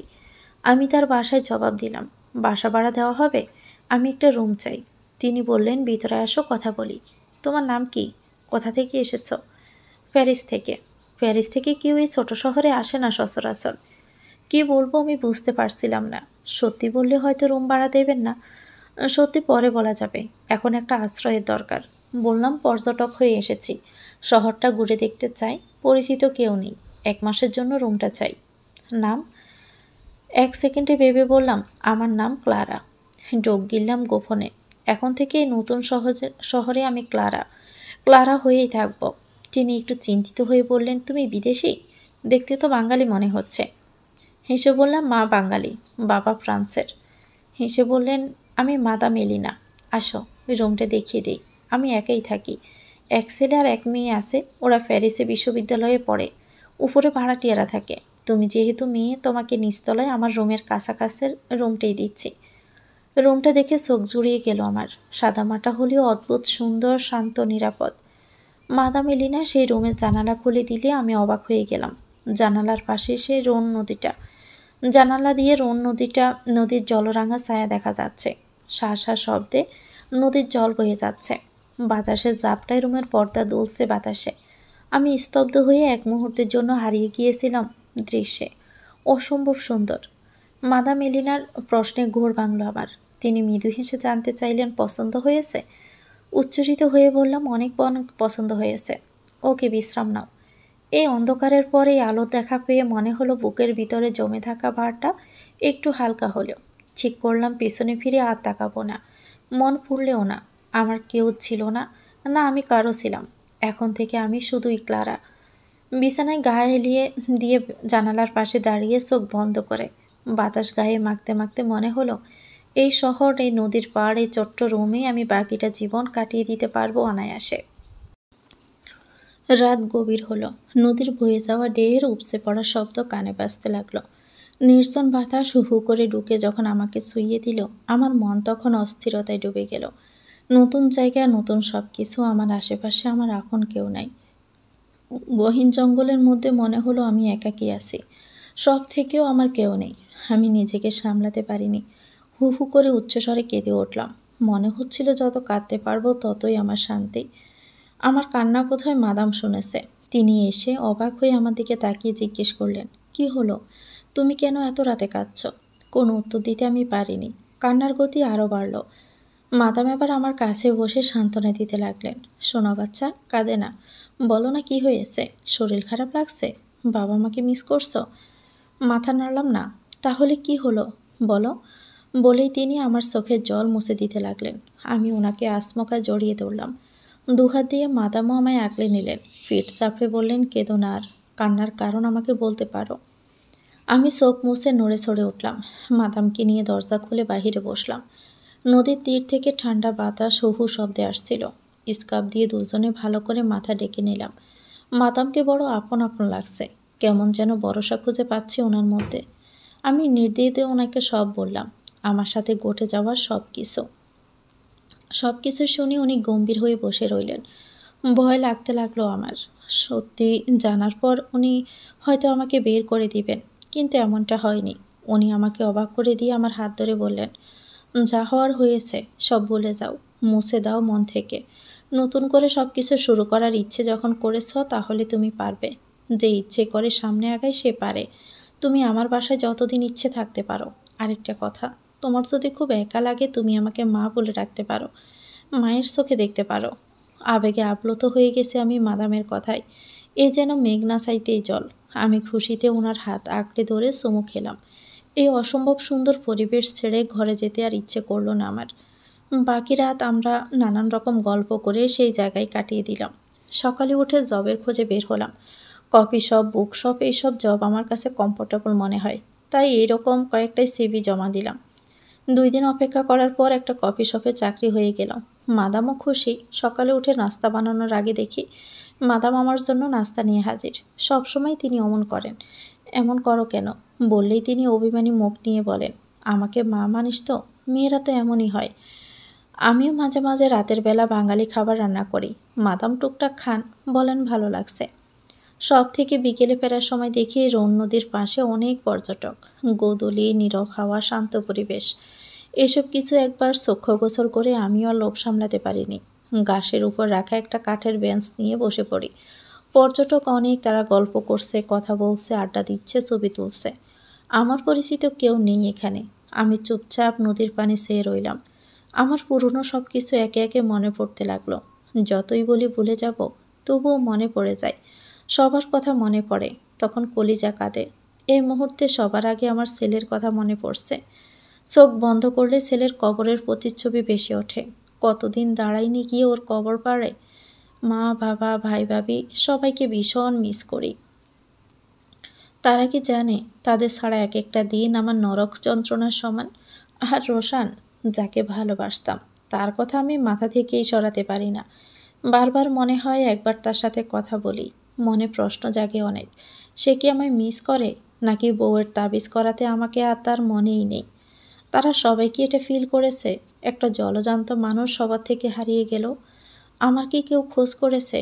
আমার জন্য কি একটুখানি কষ্ট হয় তাদের? হয়তো বা হয়, হয়তো বা হয় না। গভীর এক দীর্ঘশ্বাস বেরিয়ে এলো বুক থেকে। আজকের রাতটা অপূর্ব। চাঁদনি রাত। চাঁদের আলোয় ভেসে যাচ্ছে চারদিক। মন কাড়া ঠান্ডা বাতাস বইছে অবিরাম। আমি রুমে লাইট অফ করে জানালার গ্রিল ঘেঁষে দাঁড়িয়ে রইলাম। চুলের বেনি খুলে দিলাম। খোলা চুলে বাতাসের ঝাপটায় চুল এলোমেলো হয়ে যাচ্ছে। বিষয়টা বেশ ভালো লাগছে আমার। নদীর জলে চাঁদের আলো ঝিকমিক করছে, যেন সোনা ছড়িয়ে পড়েছে জলের বুকে। এই শান্ত সৌন্দর্য মন ছুঁয়ে যাচ্ছে আমার। অনুভব করলাম প্রকৃতির সৌন্দর্য উপভোগ করতে সবসময় কারোর সঙ্গে থাকা লাগে না। একাকিত্ব সময় ভয়ঙ্কর সুন্দর জিনিসটার উপহার দেয়। কোনো ফেরা থাকে না, সমস্ত মনোযোগ থাকে প্রকৃতির সৌন্দর্যে। বেখেয়ালি আমি হঠাৎই কিছু একটার আওয়াজ পেলাম। স্থির হয়ে কান পাতলাম। আওয়াজটা কোথা থেকে আসছে তা বোঝার চেষ্টা করলাম। গতকাল মাদামের বিশ্ববিদ্যালয় পড়ুয়া ছেলে এসেছে এই বাড়িতে। হয়তো সে ঘরে কিছু করছে। মন স্থির রাখতে পারলাম না। কিছু একটা অস্বাভাবিক মনে হলো। রুম থেকে বের হয়ে করিডোর পেরিয়ে মাদামের ছেলের রুমের কাছে গেলাম। দরজা খোলা, অথচ ভেতরে কেউ নেই। ভেতরে ঢুকে বেলকনিতে গিয়ে দেখলাম সেখানেও নেই। করিডোর থেকে কারো পায়ের আওয়াজ পেয়ে চমকালাম। ভয় ভয় মনে দ্রুত পায়ে বের হয়ে এলাম। লাইটের আলোয় স্পষ্ট দেখতে পেলাম মাদামের ছেলে আদ্রিয়ানকে। সে সোজা উপরে সিঁড়ি বেয়ে উঠছে। বিষয়টা ভালো লক্ষণ মনে হলো না। দ্রুত মাদামের দরজায় গিয়ে কয়েকবার ডাকলাম, কিন্তু মাদাম সম্ভবত গভীর ঘুমে, তাই শুনলেন না। আমি সিঁড়ি বেয়ে উপরে উঠতে লাগলাম। কোথাও ছেলেটা নেই।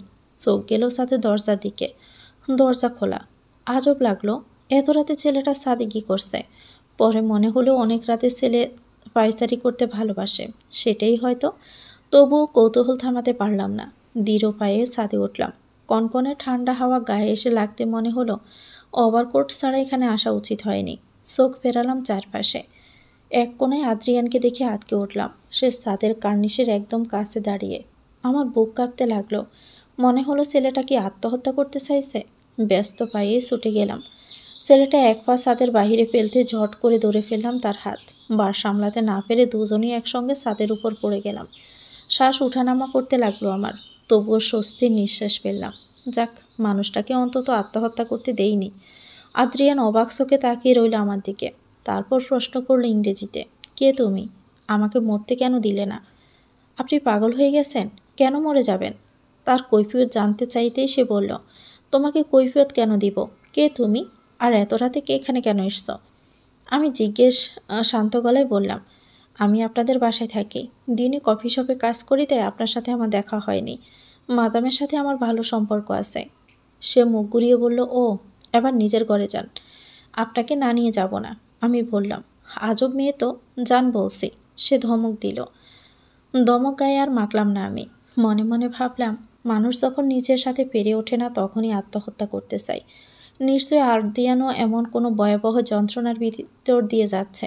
এখন যদি চলে যাই, কোনো অঘটন ঘটিয়ে ফেলবে সে। শরীরের সব জোর দিয়ে শক্ত করে পেছন থেকে আদ্রিয়ানকে ধরে ফেললাম। এরকম জোর করে তাকে নিচে নামিয়ে আনলাম। সে বিড়বিড় করে বলছিল, পাগল পাগল। মাদামের দরজার সামনে এসে থামলাম। অবশেষে আমার ডাক মাদামের কর্ণগোচর হলো।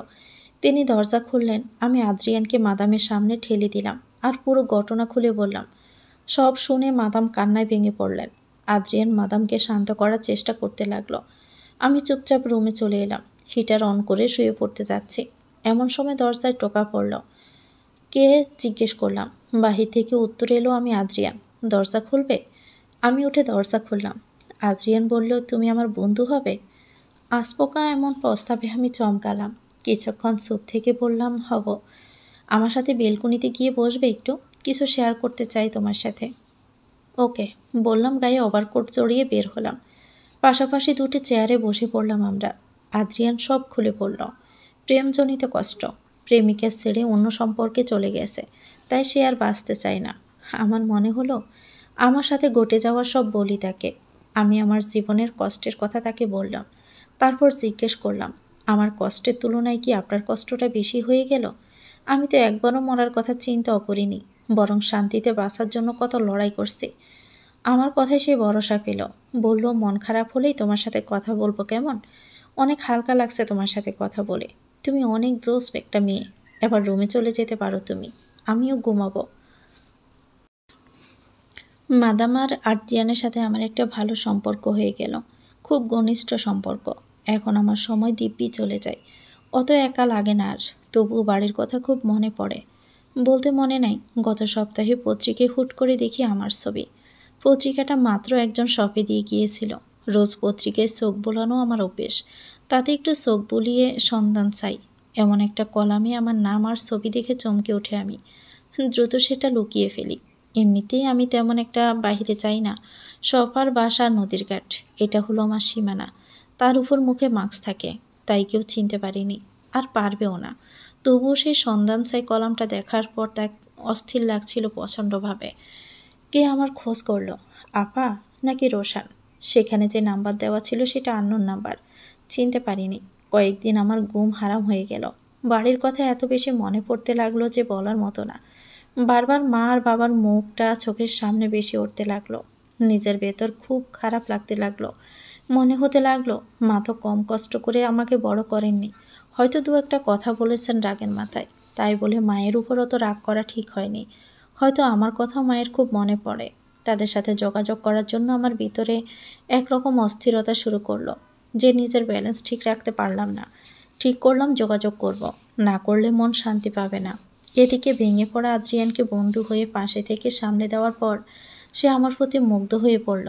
আদ্রিয়ান অবাক করা চোখে তাকিয়ে থাকতো আমার দিকে।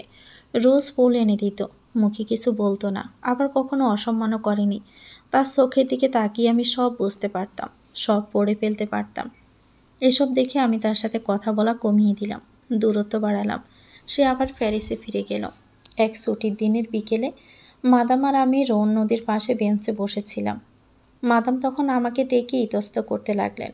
আর চোখে পরখ করলাম সেটা। পরে ওনার হাত ধরে হেসে বললাম, নিশ্চয়ই কিছু আমাকে বলতে চান। এমনটা না করে বলে ফেলো নির্দ্বিধায়। মাদাম একটু ইতস্ত করে বললেন, আদ্রিয়ান তোমাকে বউ বানাতে চাই। কি? বলেই কয়েক সেকেন্ডে আমি স্তব্ধ হয়ে গেলাম। বিয়ের কথা মনে পড়তে আগের বিয়েরগুলোর কথা মনে পড়ে গেল। মুখে তাচ্ছিল্যের হাসি হাসলাম অটোমেটিকভাবে। মাদামকে বিনয়ের সুরে বললাম, আপনি তো জানেন আমার সব কিছু। জীবন আমাকে কতভাবে পরীক্ষা করেছে, কতভাবে মানুষ আমাকে ঠকিয়েছে। আমি আর বিয়ের সাথে জড়াতে চাই না, প্লিজ। মাদাম আমাকে অনেক কিছু বোঝালেন। বললেন, তোমার মনের অবস্থা আমি সব বুঝতে পারছি, কিন্তু জীবনে একা থাকা যায় না। যারা বলে যায়, তারা আবেগের বশে বলে। আজ তুমি ইয়ং একটা মেয়ে, কাল তোমার বয়স বাড়বে, তখন তোমার শক্তি থাকবে না। তখন তোমার আশ্রয় কি হবে? কার ভরসায় তুমি থাকবে বলো? শোনো মেয়ে, তোমার থেকে আমার অনেক অভিজ্ঞতা আছে জীবন নিয়ে। জীবনকে শেষ একবার সুযোগ দিয়েই দেখো না। আদ্রিয়ানকে আমি জন্ম দিয়েছি, আমি জানি আমার ছেলে কেমন। তুমি তার জীবনে নতুন আলো এনেছ। হয়তো আমি বেঁচে থাকবো না, কিন্তু আমি হলফ করে বলতে পারি, তুমি তার সাথে ভালো থাকবে, সুখে থাকবে। হয়তো তোমার জীবনে এত কিছু হয়েছে যাতে তুমি আদ্রিয়ানের কাছে আসতে পারো, একজন সঠিক মানুষের কাছে। মায়েরা মিথ্যে কখনো বলে না। আমার কথা তুমি রাখো। আমি কিছু বলার মতো পাচ্ছিলাম না। মাদামের একটা কথাও ফেলে দেওয়ার মতো ছিল না। আবার আমার ভিতর থেকে নতুন করে বিয়েও মেনে নিতে পারছিলাম না। অনেক কষ্টে জীবনকে একটু গুছিয়ে নিয়েছি। আবার যদি ঠকে যাই, তাহলে হয়তো জীবন এখানেই ইতি টানতে হবে আমার। তাছাড়া ভেতর থেকে সব অনুভূতিগুলোও মরে গেছে অনেক আগেই। মাদাম আমাকে সময় দিলেন ভেবে দেখার জন্য। আমি সারা রাত ভাবলাম। একবার মনে হলো মাদামের কথা শুনি, আবার মনে হলো না। এইসব এলোমেলো চিন্তা মাথা থেকে জেরে ফেলে আবার কাজে মন দিলাম। মাদামও আর জোর করলেন না। বছরখানেক কেটে গেল। এরই মধ্যে আদ্রিয়ান অনেকবার এসেছে, শুধু ভালো মন্দ কথা ছাড়া আমাদের আর কোনো কথা হয়নি। একদিন মাদাম গুরুতর অসুস্থ হয়ে পড়লেন, তাড়াতাড়ি হসপিটালে নিয়ে গেলাম। এতটাই অবস্থা খারাপ যে ওনার ছেলে মেয়ে পরদিন সকালেই চলে এলো। বয়স বাড়লে রোগ মানুষের পিছু ছাড়ে না, কোনটা প্রকাশ্যে থাকে কোনোটা গোপনে। মাদামের গ্যাসের সমস্যা আগে থেকেই ছিল, কদিন ধরে সেটা গুরুতর হলে ডাক্তারের পরামর্শে গ্যাসের ভালো ওষুধ খেতে শুরু করেছিলেন। তখনও বিস্তারিত পরীক্ষা করা হয়নি। সেদিন ব্যথা এত তীব্র হয়ে উঠল যে মেডিকেলে নিতে হলো। সেখানে পরীক্ষা করে দেখা গেল ওনার ব্লাড ক্যান্সার হয়েছে। সেদিন আমরা 3 জন মিলে ওনাকে প্যারিসের নামকরা হসপিটালে নিয়ে গেলাম। অনেক ব্যাগ রক্ত জোগাড় করতে হলো, কিন্তু যত রক্ত দেওয়া হলো সব বের হয়ে যাচ্ছিল, শরীরে কিছুই থাকছিল না। এভাবে 1 সপ্তাহ যায়নি, উনি আমাদের ছেড়ে চলে গেলেন। মুমূর্ষু অবস্থায় কথা বলার শক্তি ছিল না ওনার। আদ্রিয়ান, আমি আর ওনার মেয়ে পাশেই ছিলাম। মাদাম ওনার কাঁপা কাঁপা হাতে আমার আর আদ্রিয়ান এর হাত এক করে ওনার মেয়ের দিকে তাকিয়ে কী যেন বললেন। ওনার কোনো কথাই স্পষ্ট না, তবুও আমাদের কারো বুঝতে বাকি রইল না উনি কী বলতে চেয়েছিলেন। মাদাম চলে যাওয়ার পর ওনার ছেলে মেয়েদের মতোই আমারও মন ভেঙে গিয়েছিল। আমার মনে হয়েছিল এই অপরিচিত শহরে আমার সবচেয়ে আপন জন আমাকে ছেড়ে চলে গেছেন, যিনি মা হয়ে আগলে রেখেছিলেন, বুকের ভিতর আশ্রয় দিয়েছিলেন, মন খারাপের রাতে পাশে থেকেছেন। সে মানুষটা নেই। প্রচণ্ড যন্ত্রণা হচ্ছিল। আমি প্রচুর কেঁদেছিলাম, তবু নিজেকে শক্ত করে ওনার সন্তানদের সাহস দিয়েছিলাম। এক সন্ধ্যায় ওনার মেয়ে আমার পাশে বসে হাত ধরে বলল, মা নেই, এত বড় বাড়ি একা পড়ে থাকবে, তুমি ভাইয়াকে বিয়ে করো, মায়ের কথাটা রাখো, এই বাড়িতে আলো জ্বলুক, সুখ ফিরুক।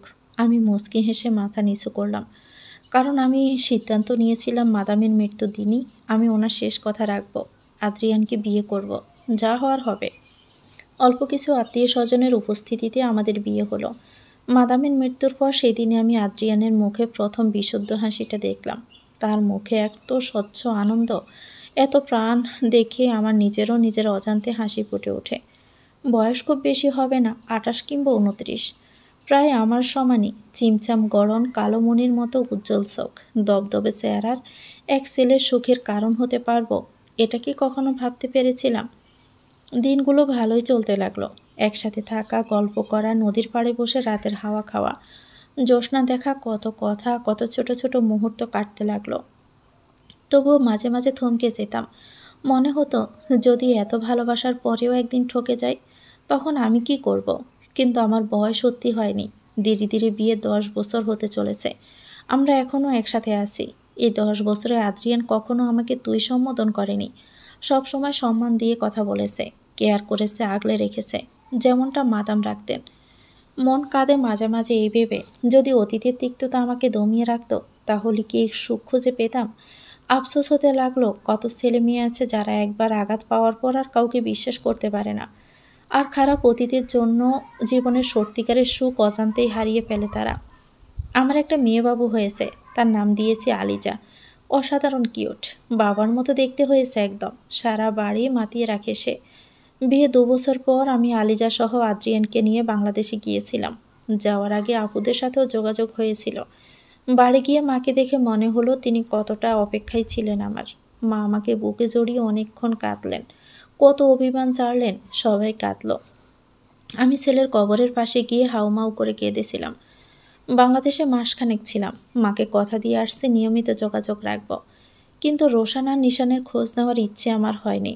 বেঈমানদের কোনো খোঁজ নেওয়া দরকারও নেই। মায়ের সাথে রোজ যোগাযোগ হয়, সবার সাথে এখন ভালো সম্পর্ক। সেদিন মা বললেন নিশানের বউ নাকি একটা বাচ্চা রেখে পালিয়ে গেছে। আপুর থেকে শুনলাম রোশান নাকি প্যারিসেই থাকে পরিবার সহ। দুলাভাইয়ের সাথে হঠাৎ নাকি তার দেখা হয়েছিল। আমার কথা জিজ্ঞেলে দুলাভাই ইগনোর করে চলে আসেন। তবে ভালো লাগলো পরিবার সহ থাকে শুনে। জাকিয়ে মেয়েটার মিষ্টি মুখটা চোখে বাসল। মেয়েটা যেন সব কিছু থেকে এভাবে আগলে রাখে তার স্বামীকে। কোনো মেয়ে যেন তাদের জীবনে আর না আসে। রোশানও যেন তাকে ভালোবাসে। আমিও এখন প্যারিসেই থাকি। আদ্রিয়ান এখানে চাকরি করে। রোন নদীর পাড়ের সেই বাড়িতে এখন ভাড়াটিয়ারা থাকে। নিচতলা আমাদের জন্য ফাঁকা রাখা। ছুটি পেলে আমরা সেখানে যাই। মাঝরাতে নদীর পাড়ে বসি। আমি তার কাঁধে মাথা রাখি, সে মাথায় হাত বুলিয়ে গল্প করে, নানান রকম গল্প। আর আমি মনে মনে মাদামের কথা মনে করি। ওনার এত ইচ্ছে ছিল, অথচ দেখে যেতে পারলেন না আমাদের। বুকের ভিতর থেকে এক নির্মম হাহাকার চলে আসে নিজের অজান্তেই। চোখের কোণে জমা হয় জল। চোখ বন্ধ করে বিড়বিড় করে বলি, তুমি নিশ্চয়ই আমাদের দেখেছ মাদাম, নিশ্চয়ই তুমি দেখছ আমরা কেমন সুখে আছি। তুমি দোয়ায় রেখো আমাদের বন্ধন যেন কখনো ছিঁড়ে না যায়, তোমার বলা কথাগুলো যেন সব সত্যি হয়। তো ভিউয়ার্স, এটা সত্য ঘটনা অবলম্বনে একজন আপুর জীবনের গল্প। গল্পটি লিখেছেন শারমিন প্রিয়া। গল্পটি আপনাদের কাছে কেমন লেগেছে কমেন্ট করে জানাবেন। ভালো লেগে থাকলে একটি লাইক দিয়ে দিবেন, চ্যানেলটিকে সাবস্ক্রাইব করে আমাদের সাথে থাকবেন। সবাই ভালো থাকবেন, সুস্থ থাকবেন, আমাদের জন্য দোয়া করবেন। আল্লাহ।